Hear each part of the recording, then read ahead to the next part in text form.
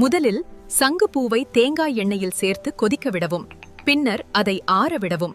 இதை தலைமுடியில் தடவி முடிவேர் பலமாகும், கொட்டுதல் குறையும். 2 டீஸ்பூன் தேங்காய் எண்ணெயில் 1 டீஸ்பூன் வெந்தயம் ஊற வைத்து சூடு செய்து தடவவும். முடிவேர் பலமாகும், கொட்டுதல் குறையும். முடி கொட்டி சொட்ட விழுதுன்னு கவலைப்படாதே கண்ணு. இந்த ரோஸ்மேரி இலை போதும், முடி காடு மாதிரி வளரும். முதலில் உருளைக்கிழங்கை துருவி சொற்றை பிழியவும். பின்னர் இதை பஞ்சு கொண்டு கண்களின் கீழ் தடவவும்.